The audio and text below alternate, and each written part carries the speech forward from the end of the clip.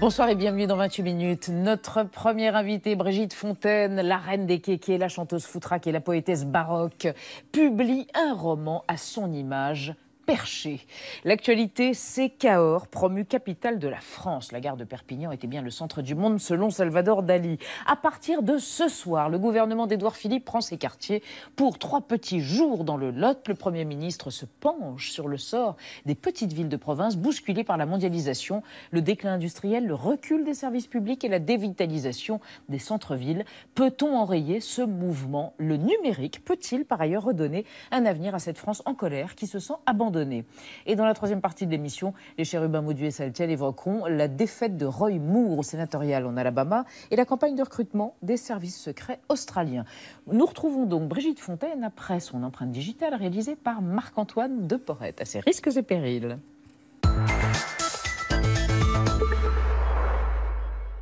En tapant Brigitte Fontaine sur Internet, on découvre en photo la sagesse de votre jeunesse et la poétesse punk déjantée que vous êtes devenue. D'une certaine manière, vous avez vécu à l'envers comme un certain Benjamin Button. Je suis restée bloquée à 14 ans, moi. Vous êtes né à Morlaix, un peu avant Marie-Lise Lebranchu et Miu Miu, un peu après Paco Rabanne et Jean-Loup Chrétien. La politique, la tragédie, la mode et l'espace coulent dans vos veines comme le sang des Mongols qui ont envahi la Bretagne et dont vous affirmez être une descendante. Fille d'instituteur, vous écrivez votre première bande dessinée en arrivant au 3e âge, à 8 ans. Devenu adulte, vous jouez la comédie avec les copains Rufus et Jacques Higelin. Votre pièce, Maman j'ai peur, connaît un immense succès. À l'adolescence, la musique vous attrape. 1966, 13 chansons décadentes et fantasmagoriques suivront entre autres Brigitte Fontaine est folle, Kékéland ou Prohibition. Votre plus dingue et fidèle collaboration musicale se fait avec Areski Belkacem. D'abord professionnelle, l'association deviendra amoureuse. En 1971, vous posez votre nom sur le manifeste des 343 femmes qui affirment avoir avorté, ouvrant ainsi la voie à la future loi Veil. 45 ans plus tard, devenue une enfant, vous recevez la Légion d'honneur des mains de François Hollande et lui remettez en échange les insignes prestigieux du Babar d'honneur. Métaphysique et folie douce, vous voilà depuis 50 ans visage et figure de l'underground français. Je suis pas seulement une givrée qui s'amuse à la télé. Aujourd'hui, vous revenez avec un livre, L'Onyx Rose, une histoire fantasque, des fragments d'amour entre un torero blessé et une femme au visage d'orage. Comme Edgar Allan Poe, vous avez compris que ceux qui rêvent éveillés ont conscience de 1000 choses qui échappent à ceux qui ne rêvent qu'endormis. Je fais pas exprès, mais c'est comme ça. En remontant le temps, vous avez croisé des musiciens aussi différents que Johnny Hallyday, pour qui vous avez composé Tanagra, Henri Dutilleux, Alain Bachung et Serge Gainsbourg. Brigitte Fontaine, quel est celui qui vous manque le plus?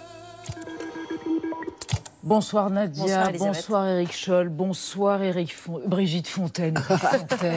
Mais en même temps, vous êtes un peu androgyne et vous aimez à le dire. Pas Brigitte du Fontaine. tout, malheureusement. Juste bien voulu. J'aime les androgynes. Oui, tout ça. Mais je ne le suis pas du tout. Je suis vraiment une femelle, mais préhistorique. Une bougresse? Ouais, bougresse, ouais. ok. étrange. Une femelle préhistorique. Et j'ai à peu près plus de 20 000 ans. 20 000 ou 14? Non, 20 000. 20 000. Bon, très bien. Un peu de paléontologie, alors. C'est étrange et merveilleux de vous par exemple, avoir je n'ai avec nous. malheureusement jamais rencontré Serge Gainsbourg. Jamais rencontré Serge Gainsbourg? On nous a présenté une fois, il y a longtemps. Je veux dire, c'était peu avant son trépas que je regrette toujours. Mais Johnny Hallyday, vous avez écrit pour lui?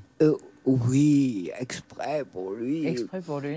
Mais il a reconnu, parce que c'est un autre qui l'a chanté, Mathieu, qui l'a chanté, et il est venu à un concert de M, c'était pour lui que je l'avais fait, pour Johnny. Et il a dit, je veux cette chanson. Parce qu'on m'avait dissuadé de l'envoyer à Johnny. Et alors, parce que c'est quand même un peu... Eh ben non. Et il l'a aimé, et vous le trouviez somptueux. Ouais. Vous le trouviez magnétique et somptueux, Johnny Hallyday, je crois. Vous le trouvez vivant, de la bonne came bestiale, doré par la sueur. Doré. Vous aimez tellement ce mot doré, Brigitte Fontaine. Dans l'Onyx Rose, votre dernier roman, une sorte de féerie transhumaniste avec un zeste d'inceste peut-être, comme aurait dit Serge Gainsbourg, le mot doré revient régulièrement. Pourquoi ce mot vous Je crois que c'est l'or qui revient régulièrement. Oui. Je crois que c'est l'or. J'ai une manie avec l'or. L'or. Oui. Oui. Pourquoi avez-vous un micro-main? Parce que vous êtes sur scène, même quand vous êtes à la télévision? Non, j'ai horreur des trafics. Excusez. Éric? Gainsbourg est dans votre livre, il pilote des avions, et ça m'a fait penser à cette chanson de l'Anamour, dans laquelle il parle des anamours transitoires, de Belle au bois dormant qui dort.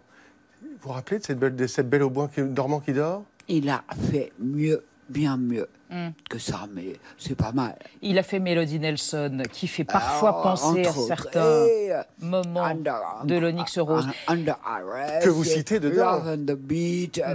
Et alors, le meilleur, peut-être, mais non, c'est L'homme à la tête de chou et Rock Around the Bank.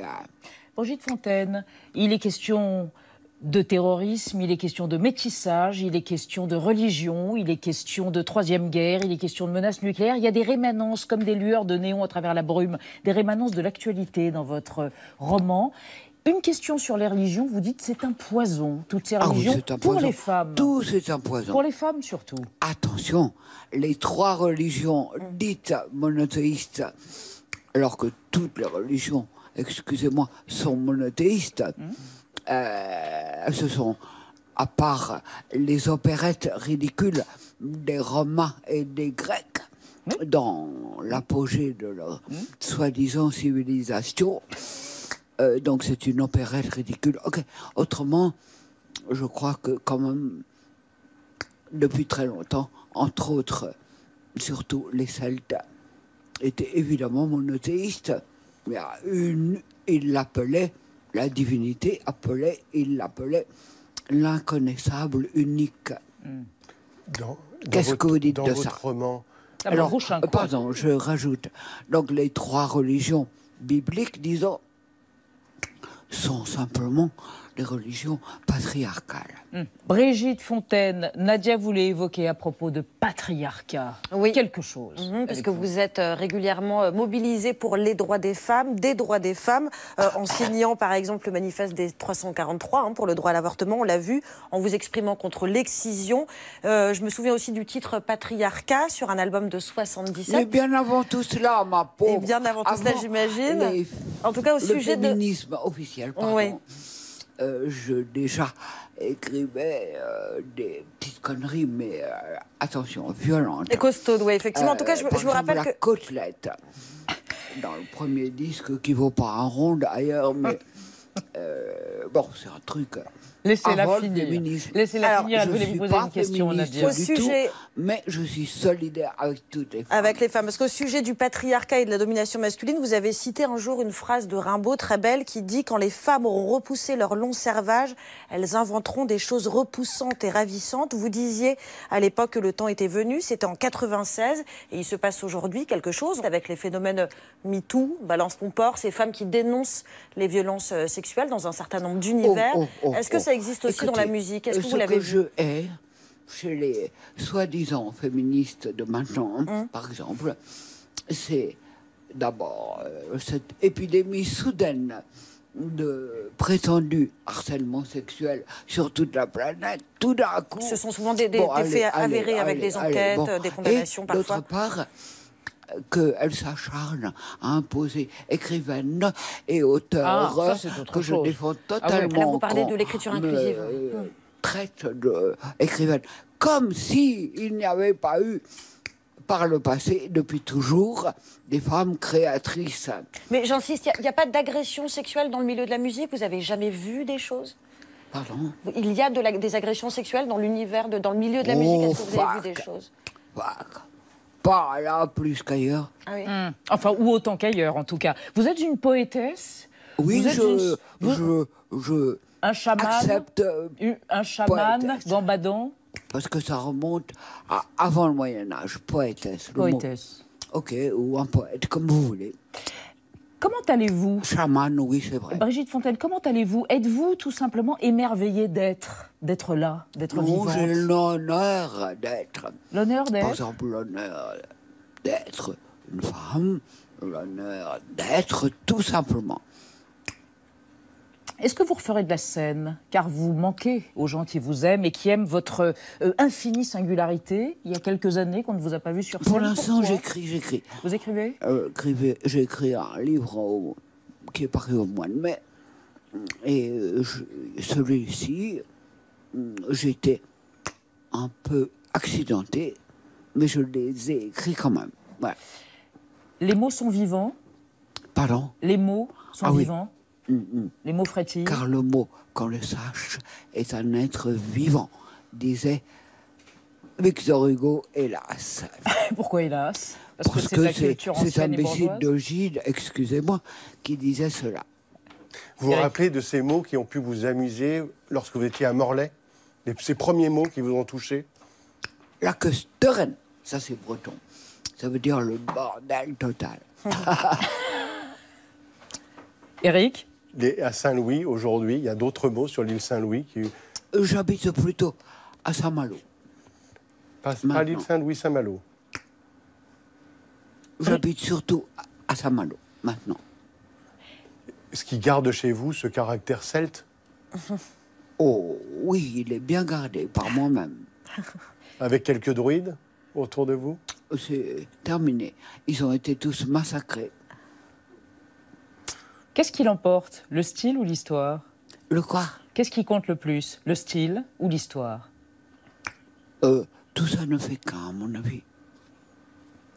L'onyx rose? Chez Flammarion. 18 €. Brigitte Fontaine, paru le 1er novembre. Une histoire, car c'est une histoire. Et une fantasmagorie, et c'en est une des aventures incroyables. Avec l'Espagne en filigrane. Et un toréador matador. Entre le très haut et le très bas. Merci d'être passé sur Merci le à plateau vous. d'Arte avec votre micro de scène. Bon vent à vous. Mes Brigitte Fontaine. sincères salutations. Distingué. Mes bisous, mes bisous, mes bisous. Bisous!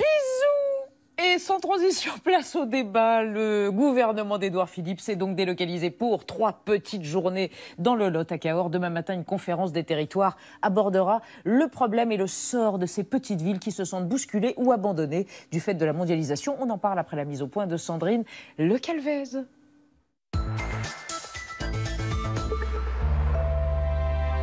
Cahors, dans la vallée du Lot, 20 000 habitants, devient pour 48 heures la capitale de la France. C'est là, à quelques 550 km de Matignon, que le Premier ministre a décidé de délocaliser ses bureaux et ses conseillers.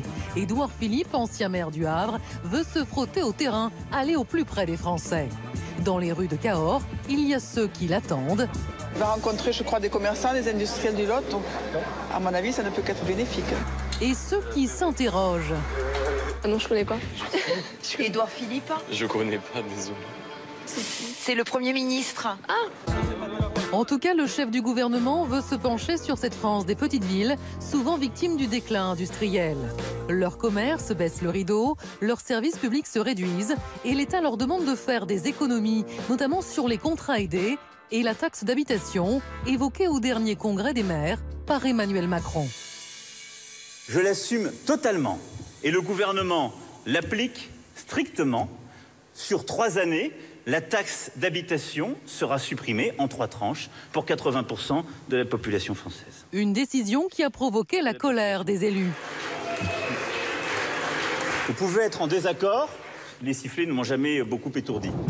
Depuis la décentralisation en 1982, les maires des villes moyennes et des petites communes se sentent délaissés au profit des grandes métropoles qui, elles, drainent toujours davantage d'activités économiques et de population. En se mettant au vert à Cahors, le chef du gouvernement peut-il répondre à ce sentiment d'abandon? À l'heure de la mondialisation, les petites villes de province ont-elles encore un avenir?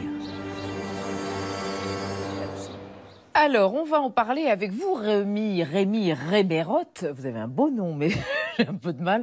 Vous êtes vice-président de l'Association des Petites Villes de France. Vous avez été maire d'Autun de 2001 à 2017, juin de cette année, et vous êtes député de Saône-et-Loire pour La République En Marche. Et selon vous, Rémi Herbeyrotte, la relégation des petites villes n'est pas automatique. Certaines représentent des pôles extrêmement dynamiques. On ne doit pas tout attendre de l'État. Par ailleurs, à côté de vous, quelqu'un qui va abonder dans ce sens, c'est Gaspard Koenig, philosophe, président du think tank Génération Libre. Et votre nouvel essai, je crois qu'on a l'image derrière moi, est publié chez Larousse et ça s'intitule en bon français Time to Philo. Selon vous, Gaspard Koenig, demain, grâce au numérique, on va peut-être voir un repeuplement des petites villes où on pourra peut-être être à la fois connecté au monde et vivre au calme.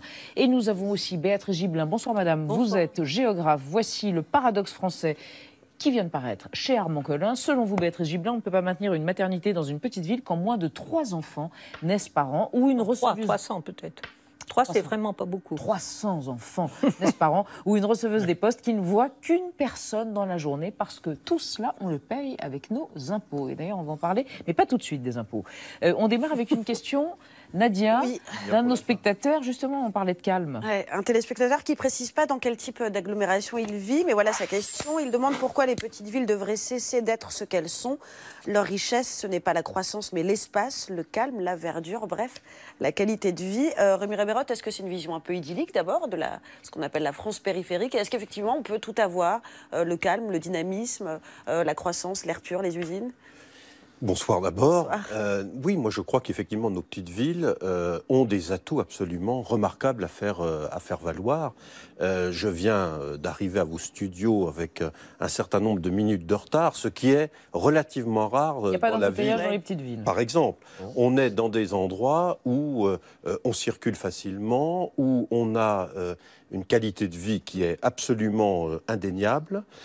C'est vrai qu'il nous faut en même temps le numérique. Et là, il y a encore véritablement un travail pour que l'ensemble des territoires puissent avoir le très haut débit. Mais néanmoins, il y a un malaise, il y a un sentiment d'abandon, de relégation, un sentiment que la mondialisation passe au-dessus ou à côté, ou même détruit des emplois, des sites. Ça dépend. Donc ça n'est pas idyllique. Voilà, tout à fait. Mais qu'est-ce qui est idyllique? Enfin, je veux dire par là que la grande métropole n'a pas aussi que des avantages. Il faut quand même dire des choses Vous êtes normand telles qu'elles sont. Non, non, je ne suis pas normand. Je suis, j'allais dire, de la République En Marche. Donc en même temps, si vous voulez. Vous êtes en même temps en même temps, je dirais qu'il n'y a pas que des avantages à vivre en grande ville et que des inconvénients à vivre dans les petites. Cela dépend aussi des cas particuliers. Alors on a un chiffre, Éric Scholl, pour comprendre. En même temps, un chiffre qui n'est pas très rassurant. 28% des Français qui estiment vivent dans des territoires délaissés des pouvoirs publics, selon un sondage qui a été fait pour le Crédoc au mois d'octobre. C'est donc ce sentiment d'abandon qui touche pratiquement un Français sur 3. D'ailleurs, c'est encore plus important quand on regarde les communes qui sont, elles, éloignées des grands pôles, puisque c'est 45% des Français qui ont ce sentiment de délaissement. Alors, Béatrice Gibelin, est-ce que ces 3 jours à Cahors peuvent permettre de changer ce sentiment? Certainement pas. C'est pas 3 jours à Cahors qui vont changer. De la com, 3 jours à Cahors? Non, c'est pas seulement de la com. Vous savez, c'est pas la première fois qu'on a des ministres qui se déplacent pour l'aménagement du territoire. Ça se faisait déjà dans les années 90. Là, c'est 3 jours. Oui, là, c'est 80 jours. On y va pour bien montrer qu'on prend la chose au sérieux. Non, il y a aussi l'annonce sans doute d'un plan pour les villes moyennes. Parce qu'une ville moyenne, bon, il y aurait peut-être à dire là-dessus. Donc il y a la volonté de montrer justement qu'on ne s'occupe pas que des métropoles, mais qu'on s'intéresse aussi aux petites villes de France. Donc ce n'est pas seulement une question de communication, parce qu'il y a un vrai plan pour lequel on espère mettre en phase des questions pour le logement, des questions pour les commerces, des questions pour les services. Donc c'est pas seulement de la com, mais c'est aussi de la com. Mais bon, il en faut. Mais Gaspard Koenig, est-ce qu'on a l'impression que c'est quand même le sens de l'histoire qui va vers des plus grandes métropoles? On l'a vu dans le reportage de tout à l'heure. D'abord, c'est un mouvement mondial. Alors, depuis 10 ans, selon l'INSEE, le taux d'urbanisation en France, il est stable. Donc on peut imaginer aussi que le sens de l'histoire prenne quelques chemins plus rusés et qu'un jour, d'autres des urbains reviennent dans les territoires. Ça ne se passe pas encore tout à fait comme ça, mais c'était la fin du roman de Houellebecq, La carte des territoires. Et comme jusqu'à présent, Houellebecq a raison sur tout et anticipe très bien notre avenir, autant prendre ce pari-là. Je voudrais aussi dire que la France des territoires, elle n'est pas vraiment délaissée par l'État. Elle est peut-être délaissée financièrement, d'une certaine manière, mais elle est aussi suradministrée. Et moi, ce qui m'avait frappé, c'est de lire Les Chemins Noirs de Sylvain Tesson. Ah oui. Et Sylvain Tesson disait, Flaubert avait écrit Rappelez ce que c'est. Il a traversé la France en passant par des chemins. Par tous les petits chemins. Par tous les petits chemins, les grandes routes, etc. Et très souvent dans ce livre, il a le sentiment d'être un peu angoissé, d'être opprimé par toutes ces zones administratives qui se superposent sur le territoire. Et Edith Flaubert avait écrit Par-delà les champs et les grèves, et aujourd'hui on écrirait Par-delà les UP et les AC. Et donc souvent, en voulant bien faire, on veut de manière très jacobine aider la ruralité, et on a fait l'année dernière, vous avez sans doute vu ça, ou il y a 2 ans, les contrats de ruralité. Les contrats de ruralité, c'est 250 millions d'euros, c'est quasiment rien. Juste pour vous faire rire, je vais vous donner le nom des signataires des contrats de ruralité. Oui, pas s'il y en a 80. C'est les pôles d'équilibre territoriaux et ruraux, PTER, les établissements publics de coopération intercommunale, EPCI, s'appuyant sur les volets territoriaux des contrats de plan étage. On a compris. On a compris la dimension à la fois abstraite, technocratique. On a compris. Mais en même temps, on le voit, il y a ces grandes villes qui prospèrent maintenant. Mais en dessous, toutes ces villes de taille moyenne, est-ce qu'elles ne sont pas finalement reléguées en 2e division? Mais de toute façon, pensez-vous que si on avait des métropoles qui ne fonctionnaient pas, toutes ces petites villes iraient mieux? Vous dire les métropoles qu'on avait qualifiées d'équilibre? Bon, c'est les années 60, les métropoles d'équilibre. Hein. Ce n'est pas le phénomène de la mondialisation des années 90. Les métropoles d'équilibre, c'est... On a dénoncé Paris et le désert français, et dans les années 60, on a dit il faut qu'on ait des métropoles d'équilibre de façon à éviter que tout soit concentré sur Paris. Alors, on a mis longtemps à ce que ces métropoles deviennent effectivement suffisamment dynamiques. La décentralisation a été un des éléments qui a fait qu'elles sont devenues dynamiques. Il ne faut pas oublier ces lois de décentralisation. 1982 oui, et qui se sont mis en œuvre plutôt en 86, mais qui ont donné des résultats dans la façon dont des élus ont pris en charge vraiment ce qu'ils avaient à porter, si vous voulez. Et ils n'ont pas forcément attendu tout de l'État. Certainement pas. Les maires sont devenus, en fait, d'une certaine manière, des chefs d'entreprise territoriale. Enfin, je veux dire, véritablement, si vous voulez, on est passé d'une logique où l'État administrait d'une manière générale et où on parlait déjà, et vous avez raison, madame, de Paris et du désert français. Bon, c'est-à-dire qu'il n'y avait déjà pas, j'allais dire, un équilibre global du territoire on l'a jamais vu. Bon, par contre, on a aujourd'hui, et depuis un peu plus effectivement de 30 ans, des moyens véritablement d'action. Et il faut reconnaître, quand il y a des projets, il y a la capacité aujourd'hui, je le dis très clairement, de les financer.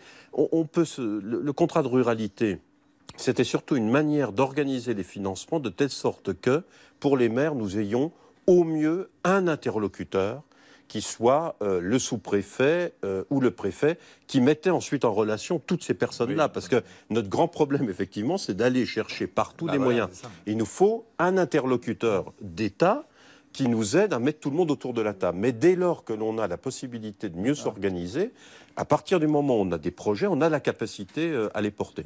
Par contre, je reviens sur l'enjeu du numérique, parce que celui-là, il vient bousculer aujourd'hui, on parlait des commerces tout à l'heure, par exemple, que ça soit d'ailleurs en secteur de grandes villes ou de plus petites villes. Parlons des petites villes. Il y a des révolutions, qui nous bousculent. Des révolutions de comportement. Des révolutions de comportement qui fait évoluer au niveau social, la fonction commerciale, la fonction administrative. C'est vrai que de plus en plus, on va sur Internet pour tout faire au plan tertiaire ou commercial, et que ça change de manière effectivement forte nos centres-villes, nos centres urbains. Alors justement, Nadia, évoquons le désenclavement qui pourrait, ou qui peut, ou qui passe déjà par le numérique. Oui, parce qu'encore faut-il avoir accès à Internet pour pouvoir s'y rendre, et réduire à néant la fracture numérique, c'est une promesse ferme d'Emmanuel Macron, c'était aussi une promesse ferme de François Hollande, une promesse ferme de Nicolas Sarkozy, un chantier auquel s'était attelé le Premier ministre Lionel Jospin, ce qui nous ramène quand même à près de 18 ans en arrière, et les résultats se font attendre, c'est le moins qu'on puisse dire. 6,5 millions de foyers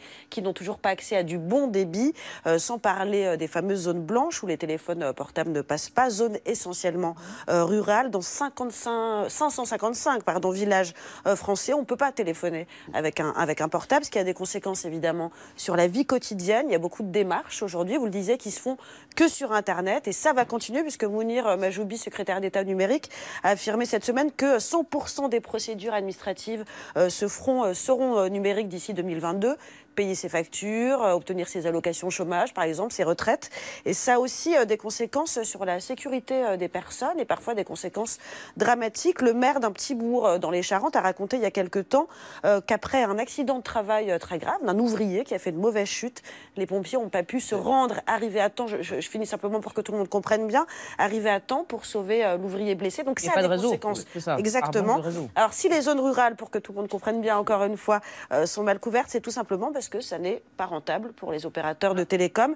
Emmanuel Macron a donc fait cette promesse. Qu'est-ce qu'il peut faire? Il peut tordre le bras de Free, d'Orange, de tous les opérateurs. S'il y avait vraiment un enjeu majeur de Cahors, si j'ose dire, hein, pour qu'il ne ressemble pas à Mende, puisqu'il y a quelques années, il y avait déjà un rassemblement interministériel à Mende où il y avait eu des engagements qui finalement, les uns après les autres, n'ont jamais été concrétisés.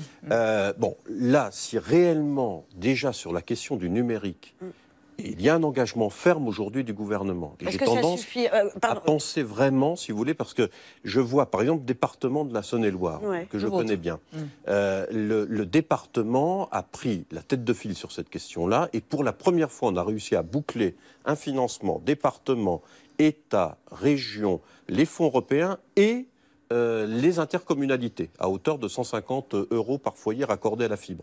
Et d'ici 2020, pour l'essentiel, 2022 au total, tous les foyers de Saône-et-Loire seront reliés au très haut débit. Eh bien, des plans comme ceux-là, puisque maintenant on a la capacité, l'État dit, ces plans-là, je les formalise et je les tiendrai. Si on a cela, vous savez, ça sera déjà quelque chose d'essentiel pour nous. Est-ce que connecter les villes, est-ce que connecter les petites villes, ça va suffire à les redynamiser, Gaspard Koenig? Est-ce que ça passe par ça, effectivement? D'abord, pour le coup, s'il y a bien une des fonctions régaliennes, c'est d'assurer les infrastructures publiques. Aujourd'hui, de même que les routes sont des infrastructures publiques, la fibre est une infrastructure publique. Enfin, ça progresse quand même. C'est quelque chose sur lequel, quand vous regardez, quand vous comparez avec le reste du monde, l'Europe est le territoire le plus connecté en densité. Et puis il y a un marché digital unique européen qui est assez intéressant. Avec des disparités. Voilà, vous mentionnez. Non, mais il y a des disparités, mais on va plutôt dans le sens de les corriger. Il faut aussi.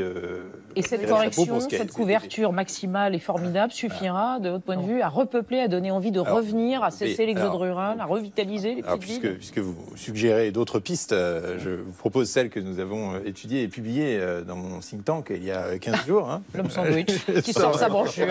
Voilà. D'accord, donc synthétiser tout ça en 45 secondes. Le président de la République a parlé d'un pacte girondin. Il nous dit, bon, alors très bien, comment on fait un pacte girondin et quelle est la prochaine étape de la décentralisation? Et pour moi, la prochaine étape de la décentralisation, c'est la décentralisation fiscale. Parce qu'aujourd'hui, vous avez des communes qui sont quand même très contraintes dans ce qu'elles peuvent décider sur leur taux sur les impôts locaux. Donc plus de 50% des impôts, de toute façon, les taux sont décidés par l'État. Et sur les autres, c'est très contraint. Il y a 72 pages de formation. Nous, ce qu'on propose, c'est que les communes puissent décider complètement librement des taux de la fiscalité locale, de 0 à 100. Oui. Et du coup, vous introduisez aussi, c'est pas seulement une question d'argent, c'est d'abord une question démocratique. Parce que la démocracie locale, ça passe par la fiscalité. Si je paye tant, c'est que j'ai droit à tel service public. À l'inverse, vous avez des communes qui peuvent être plus individualistes, où les gens disent je paye moins, et puis je fiche d'avoir un rond-point fleuri. Mais au moins, c'est une responsabilité politique du maire plus directe, alors qu'aujourd'hui, le maire passe son temps à quémander des dotations, des péréquations, et c'est assez infantilisant. Donc, c'est une nécessité démocratique. Et Béatrice Gibelin, point de vue de Béatrice Gibelin. Et c'est René Robérotte après. Le numérique, c'est indispensable. Oui. Bon, on peut dire on n'est pas allé assez vite, il y a encore des territoires qui ne l'ont pas. Il se trouve que maintenant, l'utilisation du numérique est beaucoup plus importante qu'à l'époque de Jospin, donc la nécessité fait loi. Mais ça ne suffit pas. Mais non, ça suffit pas. Même y compris avec une autonomie fiscale, comme Gaspard Koenig vient de le dire, parce qu'on se trouve sur des situations extrêmement différentes. C'est-à-dire qu'on a des communes qui sont de l'ordre de la centaine d'habitants, puis on a des communes qui sont de l'ordre de plus du million. Donc il est évident que ça ne se gère pas de la même façon et qu'on n'a pas le même... Mais vous croyez vraiment que c'est ça qui va permettre de repeupler? Non. Est-ce que ça va permettre du télétravail? Est-ce que les gens vont venir se réinstaller? Mais il y aura un peu de télétravail, il y aura un peu de gens qui viendront. Mais de toute façon, ça veut dire aussi que monsieur ou madame doivent fonctionner au télétravail. Très souvent, les couples travaillent à deux, donc c'est pas évident. Il faut pas non plus rêver, et on mettra pas les villes à la campagne, hein, même si on peut trouver que c'est génial. Attendez, on voulait continuer autour de ces enjeux économiques et vous vouliez nous faire écouter quelqu'un, Julien de Normandie. Julien de Normandie, le secrétaire d'État auprès du ministre de la Cohésion des Territoires. Demain, vous savez, le gouvernement devrait présenter son projet pour revitaliser les centres-villes, notamment des villes moyennes, celles qui ont entre 20 000 et 100 000 habitants. Alors, je vous propose de regarder Julien de Normandie. Je pense que les centres-villes de ce qu'on appelle les villes moyennes ont souvent été les oubliés des politiques d'aménagement du territoire ces dernières années. Et aujourd'hui, on constate quoi? On constate un développement de la périphérie de ces villes et un effondrement total de la vie du centre-ville. Il faut se battre pour maintenir l'activité économique dans ou à proximité de ces villes. Rémi Révérotte, vous avez été le maire d'Autun, de cette ville d'Autun, qui est aujourd'hui à peu près 14 000 habitants, un petit peu en dessous. Oui. Elle en avait plus de 20 000 au début des années 80. Oui. Il y a un employeur important, c'est DIM, qui est toujours là. Qui avait plus de 2000 salariés il y a une trentaine d'années. Jamais à Autun, environ 1400. Et aujourd'hui, on est à 1000. On est à 1000. Hein. Comment vous expliquez, comment on fait pour retenir une activité industrielle, une activité dans ces petites villes? On parlait tout à l'heure quand même de la... On parlait exactement, hein, DIM, vidéo et débat, mais pour l'instant c'est une période de haut, hein, et on en est absolument ravis.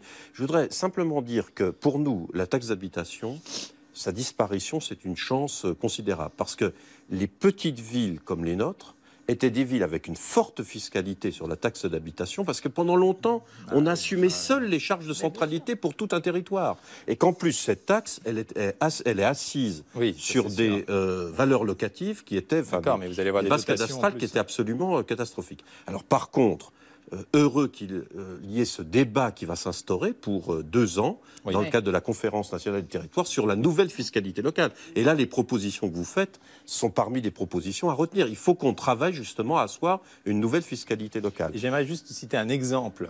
Parce qu'on dit comment redonner l'attractivité à des villes qui sont parfois très enclavées. Et en Suisse, c'est un exemple un peu extrême, mais je prends un dessin, le canton de Zug, qui est à 1 heure de Zurich, était complètement en déshérence dans les années 50. Et Zug a dit une chose très simple, il a dit maintenant la taxe, les impôts locaux chez moi, c'est 0%. Si vous avez, ils ont et on a vu tous les traders de matières premières, de pétrole s'installer là-bas. Mais d'accord, parfois avec des pratiques. Attendez, n'empêche que maintenant, les gens à Zug sont très contents. L'économie est resplendissante. Alors, c'est un choix. Je ne dis pas que tout le monde va faire ce choix, devrait faire ce choix-là. Et ce que je veux dire, c'est qu'on vous donne des outils. On n'a pas la même histoire que la Suisse. On vous donne des outils pour faire des choix très fiscales quand même. Mais pourquoi les petites communes ne pourraient pas créer leur petit paradis fiscaux? Attendez, vous avez dit quelque chose. Vous avez dit quelque chose qui nous conduit sur les questions de mobilité. Avec le très très grand enclavement, quelqu'un est en train d'y réfléchir. C'est une ministre du gouvernement d'Édouard Philippe. Elle s'appelle Elisabeth Borne et elle a lancé une immense consultation autour de la mobilité. Elle est célébrée et encouragée par Thibault Nol qui n'a plus de voix.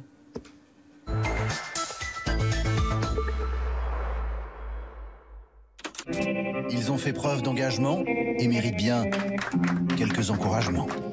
Tandis que Paris se délocalise à Cahors, la ministre des Transports clôture une vaste concertation sur la mobilité en France.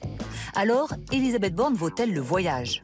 Elisabeth Borne est N-1 de Nicolas Hulot, soit ministre chargé des Transports auprès du ministre de la Transition écologique et solidaire. Elle a lancé en septembre les Assises de la mobilité, prélude à une loi d'orientation pour que la mobilité ne soit plus un sport de riches.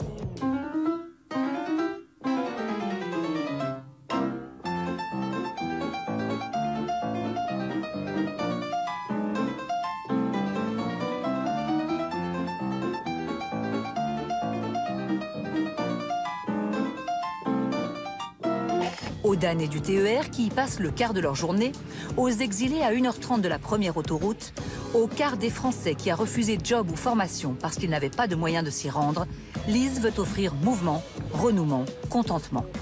Née, diplômée, logée, employée à Paris, Lise devra questionner son moi provincial, définir réalité interne et réalité externe des territoires. Route nationale défoncée, voie ferrée HS, rond-point, écotaxe, la polytechnicienne va se faire DJ des infrastructures, mixer des vies et des kilomètres.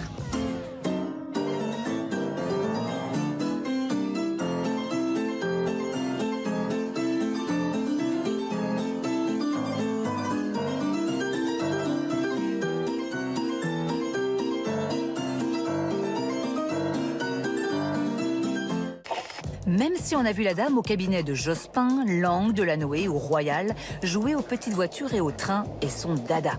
Lily est ingénieure des ponts et chaussées, ex-boss de la stratégie à la SNCF et numéro 1 de la RATP jusqu'en mai. La fée des aiguillages a juré d'en finir avec les deux France, celle à grande vitesse et celle à grand n'importe quoi. Le sort en est jeté. On va se déplacer en drone. Merci Thibault Nolte et Nathalie Moisan pour la voix. Éric, une dernière question. Oui, François Gibelin, on a quand même l'impression que les Français veulent à la fois toujours plus de gares, de services publics, et en même temps, ils veulent payer moins d'impôts. Est-ce qu'il n'y a pas une contradiction? Bien sûr qu'il y a une contradiction. Le fameux paradoxe. C'est évident, le fameux paradoxe. C'est-à-dire qu'à la fois, on réclame de l'État, et à la fois, on réclame d'être Girondin.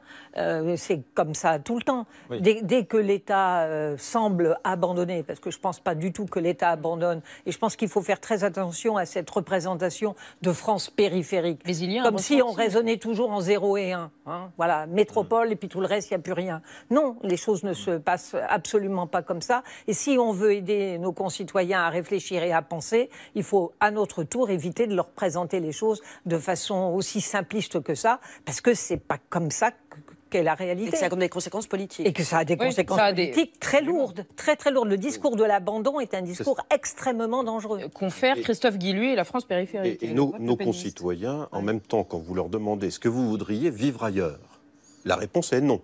Mais ça n'empêche pas qu'effectivement, ils mettent le doigt là où ça pourrait s'améliorer, on aimerait plus ceci, on aimerait plus cela. Notamment, une des questions majeures, mais là encore, ce n'est pas seulement les petites villes, c'est plus global, la question de la présence médicale, par exemple, qui est au cœur des sujets, mais c'est aussi le cas pour des villes plus importantes. Espérons que ce sera au cœur des discussions à Cahors. Merci à tous les trois. Dans un instant, les abus sexuels des présidents américains du 19e siècle à aujourd'hui et les barbouzes australiens que l'on recrute sur Internet. Eh oui, avec messieurs Baudieu et Saltiel. Mais d'abord des intox. Ce soir, la France insoumise ne se soumet pas à la validation par le Conseil constitutionnel de l'élection de Manuel Valls. L'ancien Premier ministre Manuel Valls a de quoi se réjouir. Son élection de député de la première circonscription de l'Essonne au sud de Paris a été validée par le Conseil constitutionnel. Après les législatives de juin dernier, son opposante de la France insoumise, Farida Amrani, avait intenté un recours contre lui. Entre autres choses, elle affirmait que pour une même personne, les signatures sur les listes d'émargement entre le premier et le second tour étaient très différentes. Selon elle, 141 votes auraient donc dû être annulés. Le Conseil d'État a rejeté son recours, mais lui a en partie donné raison. D'après les décisions des sages du 8 décembre, 66 votes peuvent être considérés comme irréguliers. Pas de quoi invalider l'élection puisque l'écart entre les deux adversaires principaux était de 139 voix. Toutefois, cela n'a pas suffi à calmer les opposants de Manuel Valls qui dénoncent une tricherie. 66 bulletins irréguliers, pas glorieux pour Valls, tweet le député de la France insoumise Éric Coquerel. Valls a triché, s'emporte un autre insoumis, mais pas assez pour invalider une élection. Mais 66 votes irréguliers, cela ne signifie pas 66 cas de tricherie en faveur de Manuel Valls, comme certains l'ont trop vite traduit. Rien ne prouve d'abord que Manuel Valls ait quoi que ce soit à voir avec les irrégularités. De plus, ce ne sont pas les bulletins qui sont irréguliers, comme l'ont compris beaucoup de commentateurs. Le problème vient des signatures sur les listes d'émargement. Rien ne permet donc de dire que les 66 votes litigieux étaient destinés à l'ancien Premier ministre. D'ailleurs, les sages n'écrivent nulle part dans leur décision que l'ancien Premier ministre a triché. Merci les intox. Bonsoir les amis. Bonsoir. Ça va? Très bien. Oui? Oui. Bon, tant mieux. Alors, une grosse défaite, une belle défaite. Déculottée. On va dire ça comme ça. Une déculottée, c'est le mot pour Donald Trump. Évidemment, et pour Roy Moore dans l'Alabama, qui a été battu aux élections sénatoriales. Battu pourquoi? Peut-être parce qu'il avait été accusé d'attouchement sur mineurs et que la population de l'Alabama a enfin décidé de choisir un démocrate. Il bénéficiait du soutien de Donald Trump, lui-même accusé par 3 femmes de comportement plus que limite et voire déplacé sur un plan sexuel, le pussy grabber, comme on disait. Et ça vous a rappelé, ou plutôt ça vous a donné envie d'évoquer un président au tout début du 19e siècle qui déjà était un abuseur? Oui, qui a été accusé d'un scandale sexuel. Ouais. Tout ça apparaît le 1er septembre 1802 dans un article signé du journaliste James T. Callender, qui est publié dans un journal de Virginie, le Richmond Recorder, et qui accuse le président Jefferson d'avoir une concubine. Plus grave encore, ce serait une esclave dont il aurait eu des enfants. Alors, scandale, hein. Mais Jefferson, vous savez, c'est une figure des États-Unis, un des pères fondateurs. Il a contribué à la rédaction de la Déclaration d'indépendance. Et puis, en 1801, consécration, il est élu 3e président des États-Unis. Mais Jefferson est aussi un homme des Lumières, vous voyez. Il est comme ça, baigné par cet esprit de progrès, de liberté, d'égalité. Dès lors, son rapport à l'esclavage est très complexe parce qu'il vient de l'État de Virginie, un État esclavagiste, et lui-même possède des plantations. Bah oui, c'est compliqué, hein. Donc, vous voyez un peu l'idée, par principe, il est contre l'esclavage, mais dans la réalité, il a des esclaves. parmi lesquels se trouve Sally Hemings. Elle est très belle, et bien ce serait elle la concubine. Alors Jefferson nie farouchement, j'ai jamais fait de kikouterie avec une esclave, une noire, oui, parce que pour lui, donc tous les hommes sont égaux, les femmes un petit peu moins. Alors je vous parle même pas d'une femme noire, parce qu'il est un petit peu raciste quand même. Alors en vrai, ça ne fait pas scandale. Ça ne fait pas scandale parce que personne n'ose s'attaquer à Jefferson. Ni ses contemporains, ni même les historiens. Et pourtant, c'est une question qui taraude comme ça les Américains, un peu comme un secret de famille caché, jusqu'en 1998. Et oui, des analyses ADN sont réalisées sur des descendants de Sally Hemings, la concubine. Et là, surprise, ils ont pour ancêtre, Thomas, Jefferson. La lumière est faite sur ce président, sur cet homme des Lumières, qui était évidemment amoureux, mais aussi un tantinet esclavagiste, menteur et hypocrite. Alors pour finir, quand même, il faut rappeler que Jefferson est un homme de son temps. Comme vous le disiez, Elisabeth, du début du 19e siècle, à un moment où il était rare que des Blancs défendent les Noirs. Une situation qui a perduré aux États-Unis. Tiens, on va faire un petit jeu. Vous allez voir une archive, il y a 2 Blancs. Trouvez celui qui est raciste. Ici, nous sommes à Cambridge, dans le Maryland, l'un des États où la violence raciale a des allures de guerre civile. Ce que vous voyez en ce moment, c'est un manifestant blanc qui a pris le parti des Noirs et qui essuie avec son mouchoir un œuf que vient de lui casser sur la tête un patron de bistrot, le patron d'un de ces drugstores interdits aux gens de couleur. Ça fait froid dans le dos parce que c'est hier. Ça nous fait penser au film de Raoul Peck autour de James Baldwin. Alors, Australie, barbouze, recrutement d'espions sur Internet. Ouais.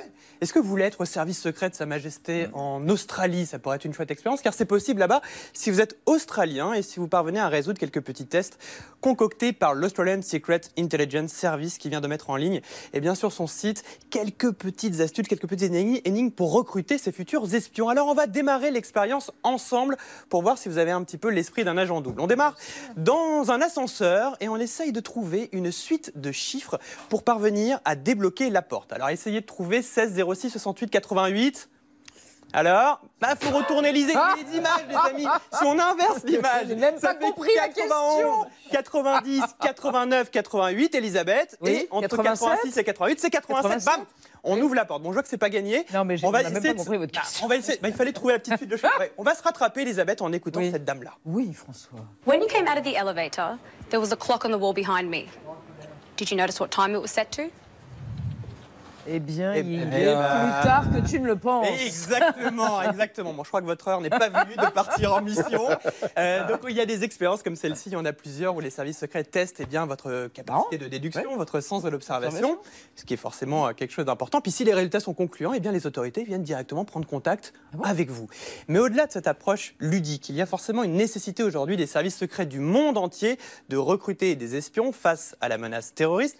La France s'y est mise aussi avec la DGSE, mais qui a plutôt, elle, exploré la filière de la fiction pour redorer leur blason, puisque depuis l'an dernier, depuis mai 2016, le ministère de l'Intérieur a créé une mission cinéma pour accompagner les producteurs, leur donner des informations pour que les scénarios, les histoires soient les plus vraisemblables. La série d'espionnage de Canal+, Le Bureau des légendes, que vous connaissez peut-être, Elisabeth, sans doute que nos téléspectateurs la connaissent, eh bien s'inspire de cette étroite collaboration, le Bureau des légendes, car la DGSE cherche à recruter 600 nouveaux agents d'ici 2019 et espère bien compter sur cette série pour qu'elle devienne un bureau de recrutement, car vous le savez, dans le milieu du renseignement, rien n'est gratuit, tout s'échange. Agent double et trouble. Alors, merci mes amis, dans un instant sur l'antenne, soirée hommage à l'idole des jeunes, Johnny Hallyday, avec pour commencer conseil de famille de Costa Gavras, Fanny Ardant, Guy Marchand et Lucchini. Et à 22h35, Détective, immense film de Jean-Luc Godard avec Johnny et Nathalie Baye. À demain 20h05, on se quitte évidemment avec notre première invitée, Brigitte Fontaine et son homme, Areski. C'est normal, oui c'est normal, tchuss. Qu'est-ce qu'il y a? T'as pas entendu un truc bizarre? Si. Qu'est-ce que c'est? C'est le gaz. C'est le gaz dans l'appartement en dessous.